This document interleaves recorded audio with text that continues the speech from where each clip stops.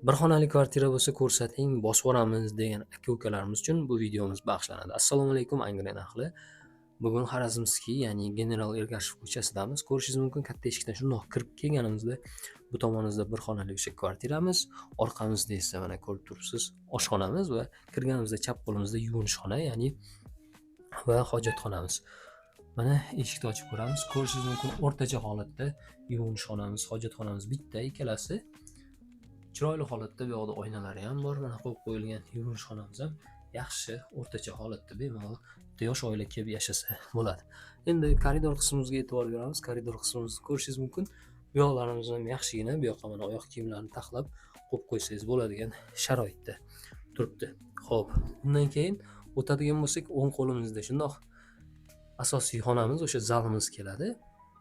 Bir xonali kvartiramizni ko'rishingiz mumkin, yaxshigina devorlarimizdagi aboylarimiz ham chiroyli holatda qilib qo'yilgan, hammasi o'rtacha yaxshi. Bitta oila kelib yashasa bo'ladigan, chunki uy egalarining o'zlari hozir mana shu joyda yashab kelishyapti.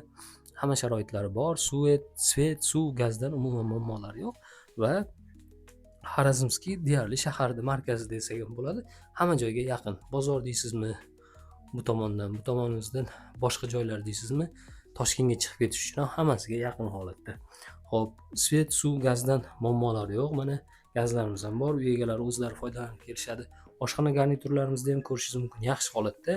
Bitta oila mana bu yoqda bemalol o'tirib kelib turib ovqatlanishsa bo'ladigan vaziyatda. Xo'p, bundan keyin oshxona balkon qismimiz bor. Balkonimiz kichkinagina. Bu yoqda o'sha nima deydi, ikki qavatli domda ikkinchi qavatida joylashgani uchun balkon qismimiz unaqa katta bo'lmaydi. O'sha kirlarimizni yoyib qo'yish, ya'ni sushilka deb qo'yamiz rus tilida. Mana shunaqa holatda.